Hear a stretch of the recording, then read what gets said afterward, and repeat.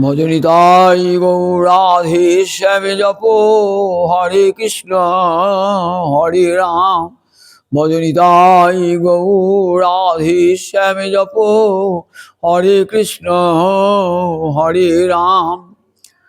গোবিন্দাস কবিরাজ বর্ধমান জেলার এক বিখ্যাত বৈষ্ণব সাধক এবং কবি। ইনি ছিলেন রামচন্দ্র কবিরাজের কনিষ্ঠ ভ্রাতা, শ্রীখণ্ডের দামোদর সেনের দৌহিত্র, অর্থাৎ তার কন্যার সন্তান ছিলেন রামচন্দ্র কবিরাজ এবং গোবিন্দাস কবিরাজ। এদের পিতার নাম ছিল চিরঞ্জীব সেন, মায়ের নাম ছিল সুনন্দা।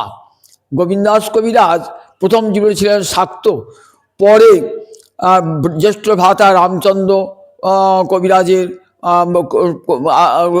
আনুগত্য লাভ করে, সান্নিধ্য লাভ করে বৈষ্ণব মন্ত্রে দীক্ষা গ্রহণ করেন শ্রীনিবাস আচার্যের কাছে।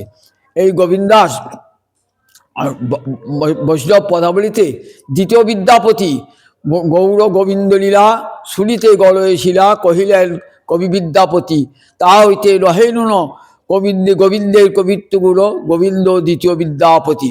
ইনি প্রথমে ব্রজবুলি ভাষায় এবং পরে বাংলা ভাষায় গৌর বিষয়ক এবং কৃষ্ণ বিষয়ক বহু পদ রচনা করেছিলেন।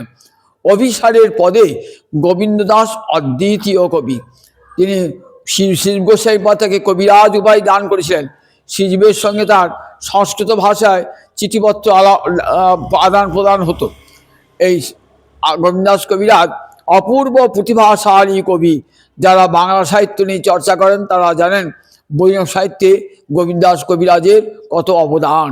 সেই গোবিন্দাস কবিরাজ এই পরবর্তীকালে শ্রীখণ্ড হতে তেলিয়াবুধরি মুর্শিদাবাদে সেখানে শ্রীপাঠ স্থাপন করেন এবং সেখানে তার সাধনার স্থান বলে ইতিহাসে চর্চিত হয়ে থাকে। জয় জয়।